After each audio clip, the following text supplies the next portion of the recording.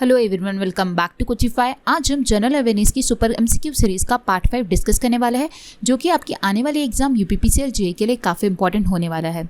आज के सेशन में हम और भी इंपॉर्टेंट क्वेश्चंस को डिस्कस करेंगे, तो आपको सेशन को स्किप नहीं करना है, कंप्लीट एंड तक देखना है। तो स्टार्ट करते हैं सेशन को। सबसे पहले हम प्रीवियस सेशन का क्वेश्चन को डिस्कस कर लेते हैं। क्वेश्चन था, which company rename its virtual currency from Libra to Diem. Answer होगा ऑप्शन बी, फेसबुक। कौन सी कंपनी ने अपना वर्चुअल करेंसी का नाम लिब्रा से डीएम रख दिया है? तो उस कंपनी का नाम है फेसबुक। इस क्वेश्चन का जो सही आंसर दिया है वो दिया है आशीष गोंड और मंदार ईसासारे ने दिया है। So shout out to you guys. अगर आप भी चाहते हो कि आपका नेक्स्ट सेशन में शॉर्ट आउट मिले, तो आपको वीडियो के एंड में क्वेश्चन दिया जाएगा, उसका आंसर आपको जल्दी से जल्द कमेंट बॉक्स में कमेंट करना है। जो भी टॉप 2 स्टूडेंट्स होंगे उनको नेक्स्ट सेशन में शॉर्ट आउट मिलेगा। तो स्टार्ट करते हैं सेशन को और देखते हैं हमारा सबसे पहला question. 2 bones in a human body is connected by। 2 bones human body में किससे कनेक्ट करती है? तो इसका आंसर होगा ऑप्शन बी, लिगामेंट। काफ़ी सारे स्टूडेंट्स यहाँ पे आंसर जॉइंट भी मार्क करके आते हैं। जॉइंट क्या होता है? 2 बोन्स का मिलना, उसका मतलब होता है जॉइंट। बट अगर क्वेश्चन में पूछा जाता है कि 2 बोन्स ह्यूमन बॉडी में किससे कनेक्ट करती है, तो आपका आंसर होगा ligament. Ligament is a fibrous connective tissue जो कि 2 बोन्स को कनेक्ट करता है। आपको वो डायग्राम में नज़र आ रहा होगा, एक टिश्यू होता है लिगामेंट जो 2 बोन्स को कनेक्ट करता है। So 2 bone in a human body is connected by ligament. और जॉइंट क्या होगा? A joint is a point where 2 or more bones meet, जहाँ पे 2 या फिर 2 से ज़्यादा बोन्स मिलती है, उस पॉइंट को जॉइंट कहा जाता है।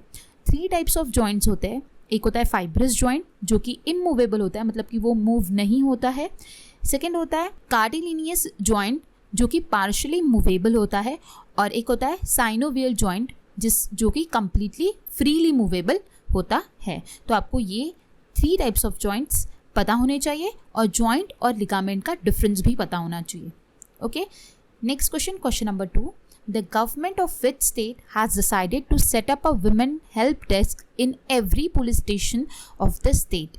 कौन सी गवर्नमेंट ने एक वुमेन हेल्प डेस्क लाया है सारे पुलिस स्टेशन के अंदर में? जब भी कोई वुमेन होती है वो कंप्लेंट करने के लिए उन्हें हेजिटेशन होता है, इसलिए कौन सी गवर्नमेंट ने पुलिस स्टेशन में विमेन हेल्प डेस्क लाया है? तो इसका आंसर होगा ऑप्शन बी, उत्तर प्रदेश। उत्तर प्रदेश की गवर्नमेंट ने हर एक पुलिस स्टेशन के अंदर एक विमेन हेल्प डेस्क लाया है, जिसमें अब जिन भी विमेन को हेजिटेशन होता था कंप्लेंट करने के लिए उनके कुछ पर्सनल मैटर्स पे, तो अभी यूपी गवर्नमेंट ने विमेन हेल्प डेस्क लाया है। ये जो इनिशिएटिव लाया है ये यूपी के सीएम योगी आदित्यनाथ जी ने लाया है। तो यूपी के जो सीएम है वो है योगी आदित्यनाथ, यूपी की जो कैपिटल है वो है लखनऊ, एंड गवर्नर है आनंदीबेन पटेल। ये यूपी से रिलेटेड रिसेंटली न्यूज़ है और इम्पॉर्टेंट है, और आपका एग्ज़ाम भी यूपीपीसीएल का है, तो आपके एग्ज़ाम में आने की इसके चांसेस बढ़ जाते हैं। तो आपको इस क्वेश्चन का आंसर ध्यान में रखना होगा। नेक्स्ट क्वेश्चन है question number 3, which is the largest country in area. इनमें से कौन सी कंट्री है जिसका एरिया सबसे ज़्यादा है? तो आंसर होगा ऑप्शन डी, रशिया। रशिया का जो एरिया है वो वर्ल्ड में सबसे ज़्यादा है, ठीक है। एंड सेकंड पे आता है कनाडा, एंड थर्ड पे आता है यूएसए इन एरिया। ओके, अगर पॉपुलेशन वाइज पूछा जाता है तो पॉपुलेशन वाइज चाइना आता है टॉप पर, देन आता है इंडिया, एंड थर्ड पे आता है यूएसए, ठीक है। Next question, question number 4। 49th parallel is a boundary line between which 2 countries? 49th parallel ये एक बाउंड्री लाइन है, कौन से 2 कंट्रीज़ के बीच की ये बाउंड्री लाइन है? तो इसका आंसर होगा option A, USA and Canada. USA और कनाडा के बीच में एक बाउंड्री लाइन है जिसे कहा जाता है 49th पैरेलल। और भी कुछ इंपॉर्टेंट बाउंड्री लाइन्स हैं जो कि मैंने यहाँ पे मेंशन की है। रैटक्लिफ लाइन जो कि इंडिया और पाकिस्तान के बीच की लाइन है, एक है डूरन लाइन जो कि पाकिस्तान और अफगानिस्तान के बीच की लाइन है, एक है मैकमोहन लाइन जो कि इंडिया एंड चाइना के बीच की लाइन है। काफ़ी इंपॉर्टेंट है, एग्जाम में काफ़ी बार पूछा जाता है कि ये मैकमोहन जो लाइन है ये कौन से 2 कंट्रीज़ के बीच की है, तो ये इंडिया और चाइना के बीच की है। देन एक है 24th पैरेलल जो कि है इंडिया और पाकिस्तान के बीच की बाउंड्री लाइन। ये सारी बाउंड्री लाइन्स आपको पता होनी बहुत इंपॉर्टेंट है, कोई भी एग्जाम में पूछी जा सकती है। Next question, question number 5। The outer most layer of the sun is called. जो सन का आउटर मोस्ट लेयर होता है उसे क्या कहा जाता है? आंसर होगा ऑप्शन सी कोरोना। कोरोना कहा जाता है सन की आउटरमोस्ट लेयर को। ये आपको पता होना काफ़ी इंपॉर्टेंट है। देन आपको इस डायग्राम में नज़र आ रहा होगा कि कौन सी लेयर को क्या पूछा जाता है। मोस्टली आपको पूछा जाएगा इनर मोस्ट और आउटर मोस्ट लेयर, बाकी तो आपको नहीं पूछा जाएगा, बट आपको आउटर मोस्ट लेयर पता होनी इंपॉर्टेंट है जो कि कोरोना है। देन उसके अंदर की जो लाइन है वो है क्रोमोस्फियर, देन है फोटोस्फियर, देन है कॉन्वेक्शन जोन, देन है रेडिएशन जोन, और जो मिडिल का पार्ट होता है वो होता है कोर। ठीक है, नेक्स्ट क्वेश्चन है question number 6। A short season between rabi and kharif season is known as. Answer होगा ऑप्शन सी जेद। रबी और खरीफ सीजन के बीच में भी एक छोटा सा सीजन होता है, उस सीजन को क्या कहा जाता है? तो उस सीजन को कहा जाता है जेद सीजन। अब रबी जो सीजन होता है वो होता है विंटर। ठीक है, विंटर में होता है रबी सीजन। जो क्रॉप्स को हम लगाते हैं वो लगाते हैं from October to December rabi crops को, और उन्हें निकाला जाता है बिटवीन अप्रैल टू जून के बीच में उन्हें निकाला जाता है। देन खरीफ सीजन जो होता है वो वेट समर होता है, मतलब कि समर ख़त्म होता है और बारिश आना स्टार्ट होती है, तो वो होता है खरीफ सीजन। जून में जो खरीफ क्रॉप्स होते हैं उन्हें लगाया जाता है और सितंबर टू अक्टूबर के बीच उन्हें निकाला जाता है। और जैद सीज़न जो होता है वो इन दोनों के बीच का सीज़न होता है, मतलब कि समर वाला सीज़न जो कि होता है मार्च टू मई वाला। उस टाइम पे वहाँ पे जो कुछ क्रॉप्स है उन्हें लगाया जाता है। तो ये आपको पता होना ज़रूर है, रबी, खरीफ और जैद किस टाइम पे इनके सीड्स को लगाया जाता है, किस टाइम पे निकाला जाता है, और जैद जो होता है वो बिटवीन रबी एंड खरीफ होता है। आई होप आपको ये सब क्लियर हुआ होगा। बढ़ते हैं नेक्स्ट क्वेश्चन की ओर, question number 7। Which of the following Indian state is popularly known as Garden of Spices? Garden of Spices कौन सी इंडियन स्टेट को बोला जाता है, मतलब कि उसका निकनेम है? तो इसका आंसर होगा ऑप्शन बी केरला। केरला को गार्डन ऑफ स्पाइसेस भी कहा जाता है। और भी कुछ इंपॉर्टेंट प्लेसेस है और उनके निकनेम्स है जो कि एग्ज़ाम में पूछे जाते हैं और आपको पता होने काफ़ी इंपॉर्टेंट है, वो मैंने आपको इस स्लाइड में मेंशन की है। आपको ये स्लाइड का स्क्रीनशॉट ले लेना है और आपको आपके एग्ज़ाम में जाने से पहले एक बार इसे रिवाइज कर लेना है। जैसे कि सिटी ऑफ फेस्टिवल्स कहा जाता है मदुराई को, क्वीन ऑफ अरेबियन सी कहा जाता है कोचीन को, गार्डन सिटी ऑफ इंडिया कहा जाता है बैंगलोर को, इलेक्ट्रॉनिक सिटी ऑफ इंडिया कहा जाता है बैंगलोर को, डेक्कन क्वीन कहा जाता है पुणे को। ये सारी चीज़ें आपको याद रखनी है, एग्ज़ाम में आपको कुछ भी पूछा जा सकता है। ओके, सो आपको इसका स्क्रीनशॉट लेना है और आपके एग्ज़ाम में जाने से पहले एक बार इसे रिवाइज करना है। और 20 तारीख के जो भी इम्पोर्टेंट टॉपिक्स होते हैं उसी से रिलेटेड एक सेशन जल्द ही कोचिफाई पे अपलोड होने वाला है, तो आपको चैनल के साथ लगे रहना है। जो भी स्टैटिक जीके के टॉपिक्स होते हैं सारे टॉपिक्स उस जीके की मैराथन सीरीज़ में कवर अप किए जाएंगे। तो आपको कोचिफाई चैनल को अगर सब्सक्राइब नहीं किया होगा तो इसे सब्सक्राइब कर लीजिए और चैनल के साथ लगे रहिए। जल्द ही आपको वो सेशन मिलेगा और आपकी आने वाली एग्ज़ाम के लिए काफ़ी इम्पॉर्टेंट होगा क्योंकि उसमें सारे टॉपिक्स को कवर अप किया जाएगा। तो देखते हैं हमारा next question, question number 8। Which dam in India has the distinction of being the longest mainstream dam in the world? इसमें से कौन सा इंडिया का डैम है जो कि लॉन्गेस्ट मेन स्ट्रीम डैम बोला जाता है पूरे वर्ल्ड में? तो इसका आंसर होगा option B Tehri dam. Tehri dam जो है वो सबसे लॉन्गेस्ट मेन स्ट्रीम वाला, मतलब कि सबसे हाईएस्ट डैम है इंडिया का, जो कि है टेहरी डैम, जो कि है भागीरथी रिवर पर उत्तराखंड में। आपको ये सारी बातें पता होनी चाहिए कि टेहरी डैम जो है वो भागीरथी रिवर पर बनाया गया है और वो उत्तराखंड में, ठीक है, जो कि हाईएस्ट डैम है इंडिया का। ठीक है, देन नेक्स्ट और भी आपको जो पता होने चाहिए वो मैंने की पॉइंट्स में डाले हैं। लॉन्गेस्ट डैम, अगर पूछा गया कि इंडिया का लॉन्गेस्ट डैम कौन सा है तो आपका आंसर होगा हीराकुड डैम, जो कि महानदी रिवर पर बनाया गया है और उड़ीसा में है। देन नेक्स्ट अगर आपको पूछा गया कि ओल्डेस्ट डैम इन इंडिया, मतलब कि सबसे पुराना डैम कौन सा है इंडिया का, तो वो होगा कल्लनाई डैम, जो कि कावेरी रिवर पे बनाया गया है और तमिलनाडु में है।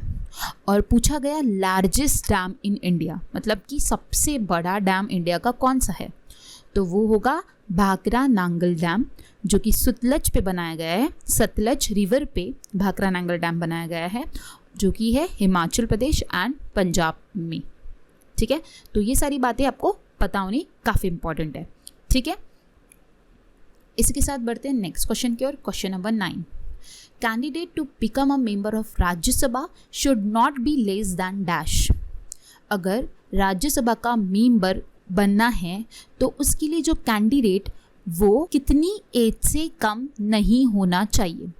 तो इसका आंसर होगा option C, 30 years of age. मतलब कि वो जो कैंडिडेट है अगर उसे राज्यसभा में आना है, ठीक है, तो उसे 30 ईयर्स से नीचे की एज नहीं चलेगी। मतलब कि हमें 30 ईयर्स एंड अबाउ चलेगा, लेस दैन 30 ईयर्स जो है वो अलाउ नहीं किया जाएगा। ठीक है, तो इस क्वेश्चन का आंसर होगा option C, 30 years of as.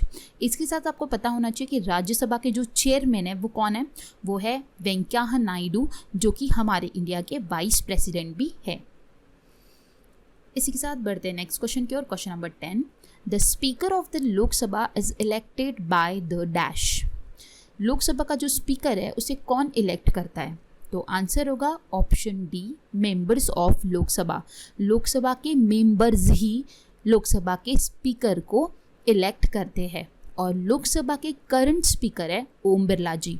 आपको ये बात पता होनी काफ़ी इंपॉर्टेंट है, एग्जाम में ये भी पूछा सकता है कि लोकसभा के स्पीकर कौन है, तो आंसर होगा Om Birla. Okay, next question, question number 11, who has been appointed as the chairman of SAIL. SAIL का फुल फॉर्म होता है steel authority of India limited और इसका हेडक्वार्टर न्यू दिल्ली में। और अभी जो रिसेंटली चेयरमैन अपॉइंट हुए हैं उनका नाम है option A, Soma Mondal. Soma Mondal appoint हुए सेल के chairman, Steel authority of India Limited. Next question है question number 12, In the third battle of Panipat, the Marathas were defeated by whom? जो थर्ड बैटल ऑफ पानीपत हुआ था उसमें मराठास डिफीट हुए थे, उनको किसने डिफीट किया था? तो आंसर होगा option A, the Afghans. Afghans ने मराठास को डिफीट किया था in the third battle of Panipat. Next question है question number 13, who was mainly worship in the Rigvedic period. Rigvedic period में किसको ज़्यादा माना जाता था, किसकी ज़्यादा पूजा की जाती थी? तो आंसर होगा आपका ऑप्शन ए, इंदिरा। इंदिरा की वर्शिप की जाती थी in the Rigvedic period. Next question, question number 14, the first satyagraha campaign of Gandhi ji was started in. पहला सत्याग्रह कैंपेन गांधी जी का कहाँ से स्टार्ट किया गया? तो इसका आंसर होगा ऑप्शन ए, चंपारण। चंपारण जो है वो बिहार में आता है। ठीक है, चंपारण में गांधी जी ने अपना पहला सत्याग्रह का कैंपेन स्टार्ट किया था, चंपारण बिहार में। और बिहार की जो कैपिटल है वो है पटना। बिहार के सीएम है नीतीश कुमार एंड गवर्नर है फागू चौहान। ये भी सारी बातें पता होनी इंपॉर्टेंट है। नेक्स्ट क्वेश्चन है question number 15, what is the full form of MICR। MICR का फुल फॉर्म क्या है? तो आंसर होगा आपका option B, magnetic ink character recognition.